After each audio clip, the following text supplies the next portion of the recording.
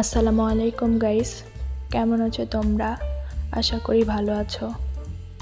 আজকে আবারও চলে আসলাম একটা নিউ ভিডিও নিয়ে। চলো শুরু করা যাক। প্রথমে নিয়ে নিব 3 কাপ চালের আটা। আর 3 কাপ চালের আটার জন্য 2টা অথবা 3টা ডিম আমরা নিতে পারি। আমি 2টা ডিম নিয়েছি। এরপরে মশলা দিয়ে দিব লবণ, ঝাল, সামান্য পরিমাণ হলুদের গুঁড়া। এরপরে ভালোভাবে মেখে নেব। আমরা আটা যত বেশি মাখব আমাদের পিঠাটা তত ফুলবে। আর আমি এই আটাটা 8 থেকে 10 মিনিট মেখে নিয়েছিলাম। আমার আটা মাখা শেষ। আমি আগে গরম পানি করতে দিয়ে দিয়েছিলাম।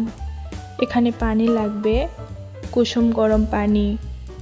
আর 3 কাপ আটার জন্য 1 কাপ পরিমাণ পানি হলেই চলবে।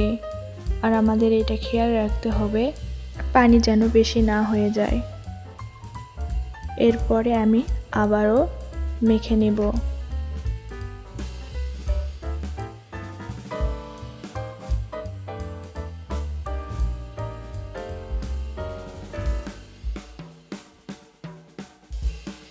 আমার আবারও মাখাটা শেষ হলো।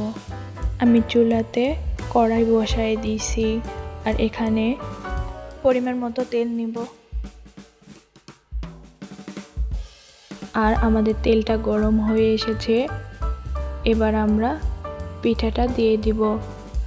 আর আমাদের পিঠা করার সময় খেয়াল রাখতে হবে পিঠাটা যেন বেশি জালে পুড়ে না যায়, তাই সামান্য জালে পিঠাটা করতে হবে।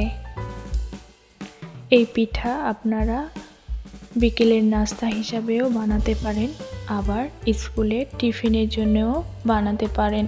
এই পিঠাটা অনেক সফট। এভাবে সব পিঠা ভেজে নিব।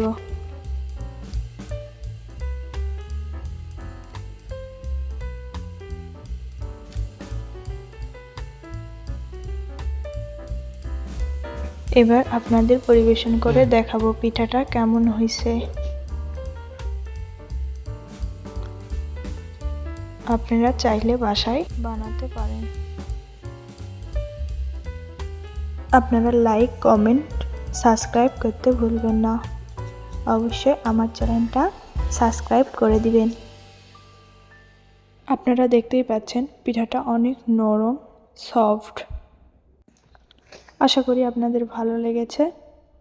আজকের ভিডিও এই পর্যন্তই। আল্লাহ হাফেজ।